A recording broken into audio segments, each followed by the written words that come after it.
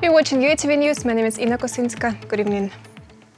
Foreign Minister of Ukraine, Dmytro Kuleba, discussed counteraction to the threats of Nord Stream 2, as well as support for European and Euro-Atlantic integration of Ukraine during the meeting with Polish Foreign Minister Dmytro and his Lithuanian counterpart, Mantas Adomėnas. The meeting took place within the framework of the Warsaw Security Forum. Ukraine has proposed to the European Union to place a military training camp for naval forces on its territory. This was announced by Olga Stefanishyna, Deputy Prime Minister for European and Euro-Atlantic integration.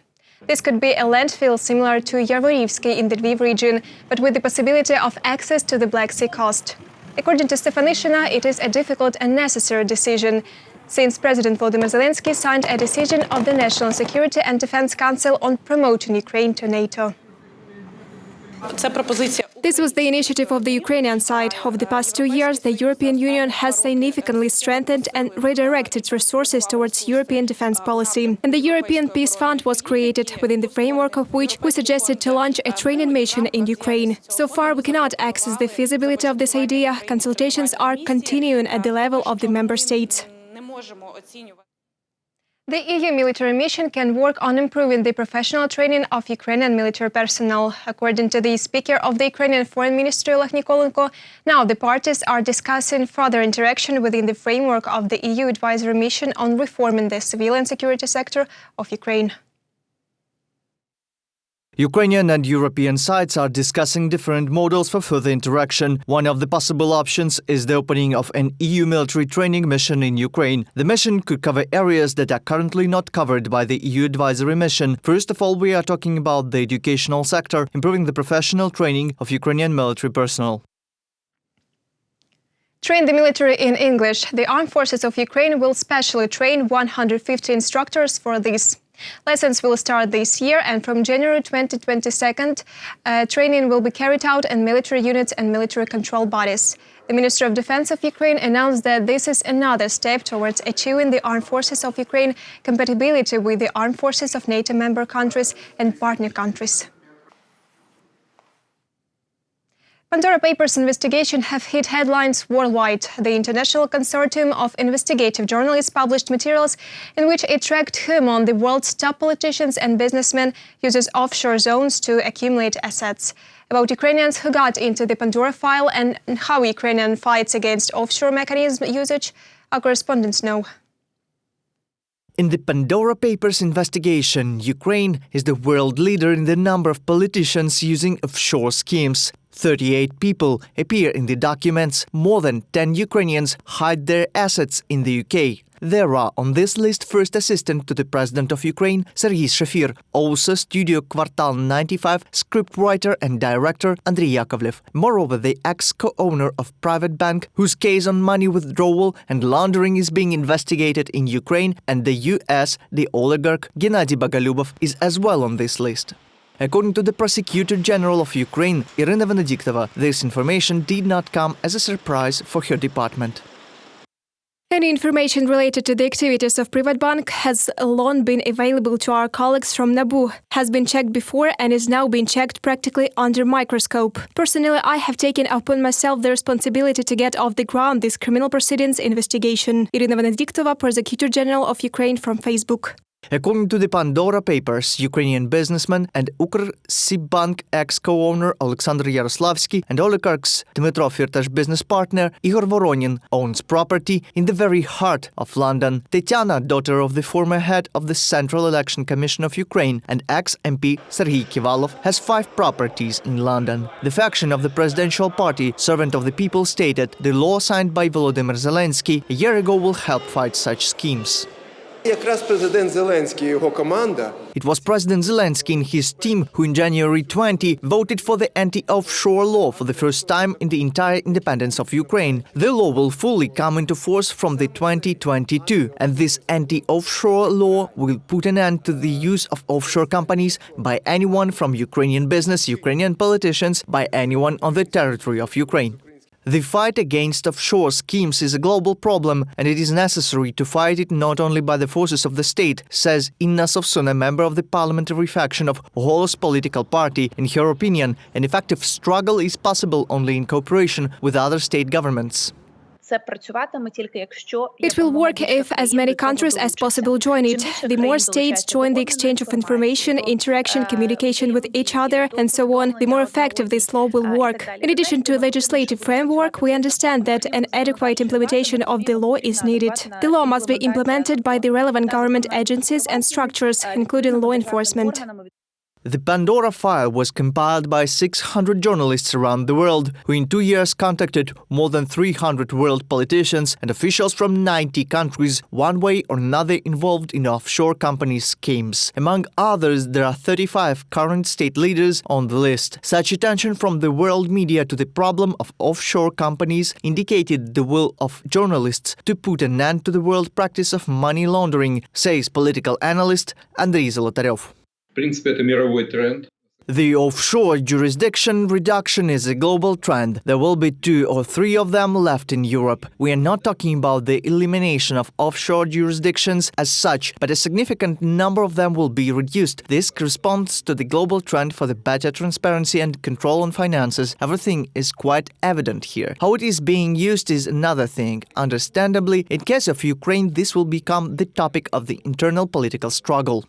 Ukraine supports global trends in the fight against shadow income. Starting from 2022, our law enforcement will have access to the information about all Ukrainian assets located abroad. Thanks to the tax information exchange program, Ukrainians will know about everyone who uses offshore schemes. Reported by Nick Starkov, Valery Bakus for UATV News. Increased pensions have started to be paid in Ukraine. An additional 400 hryvnia, that is about $15 to monthly payments, will be received by those who are between 75 and 80 years old. After the establishment of the compensation payment, the pension cannot exceed $380, according to the pension fund. Those who are 85 years old will receive $18 more. Earlier, it was planned that compensation will be paid from July 1st, but the Cabinet of Ministers postponed it.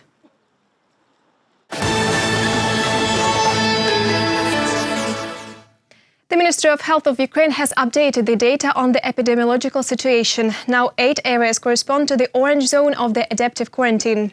Meanwhile, more than 100,000 people have been vaccinated from COVID-19 over the past day. 5,820,000 Ukrainians have already completed the full course of immunization. The Ministry of Health calls for vaccination as this is the most effective way to protect yourself from COVID-19. Testing of new COVID certificates started in Ukraine. According to First Deputy Minister of Digital Transformation, Oleksiy Vyskup, they will be available in the D application and will indicate a previous illness or PCR testing. In fact, we will have all 3 certificates that are at the EU level: vaccinated, PCR testing, and those who recovered from COVID. We want to provide as many opportunities as possible to Ukrainians so that those citizens who have the right can easily comply with the quarantine norms and not limit their normal life.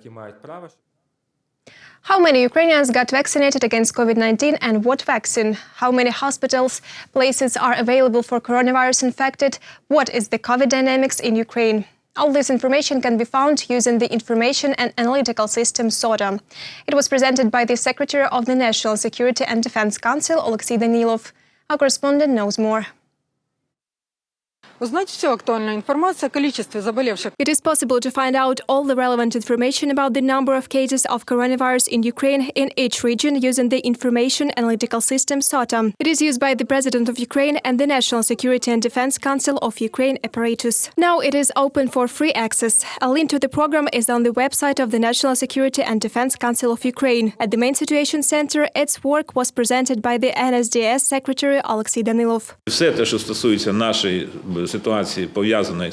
Everything that concerns situation related to COVID you can take there in the context of each hospital, each community. They are in this system, which is used by the President of Ukraine, and every morning this system is updated online. A system that allows us to know, understand, predict and make certain management decisions that are now associated with COVID. The system allows us to understand where it is happening in the context of each territorial community, the number of beds, the number of patients. The SOTA system not only monitors the situation with the workload of hospitals in different parts of Ukraine, it also contains data on points and vaccination centers. Липовий сертифікат, звичайно, можна придбати. A fake certificate can be purchased, but a death certificate is unlikely to be bought by anyone. According to the NSDS, the peak incidence of COVID-19 in Ukraine is predicted for late October, early November. In order not to have full quarantine, Ukrainians are encouraged to be vaccinated more actively. Ми моніторимо всі країни світу. We monitor all countries of the world, key countries of the world, and we understand how the Delta is developing. It develops according to a different scenario, not according to the one that developed before. We understand how it will be developed, but a lot depends on vaccination, means of protection. The next meeting of the NSDS is planned on Friday. It will consider the issues of combating smuggling and the use of natural resources. Svetlana Sich, Yuri Shulha, UATV News. 1,750 Ukrainians bought fake COVID certificates or PCR tests, and their names are already known to the cyber police. According to the head of the cyber police department of the National Police of Ukraine, Alexander Hrinchak, an inspection is underway now. Everything possible will be done so that these people are subject to criminal punishment. In total, the National Police recorded almost 500 criminal proceedings for fake COVID documents. 94% of the resources that offer the sale of PCR tests and fake COVID certificates are the work of scammers. People who break the law can be prosecuted, starting from fines up to 8 years in prison. The icebreaker James Clark Ross arrived at the port of Odessa. Ukraine bought it from the UK for $5 million. It is included in the top 20 best scientific vessels in the world. After a complete technical inspection and paperwork, the vessel will go to Antarctica. The first Ukrainian icebreaker will operate as part of the National Antarctic Science Center. It will be able to deliver people and goods to the Academic Vernadsky station at any time of the year. The icebreaker has not yet been given a new name. The ceremony of its renaming will take place at the end of the month. That's all for this hour. More updates on our official website, YouTube, Twitter and Facebook pages. Thank you for staying with the UATV channel. Goodbye.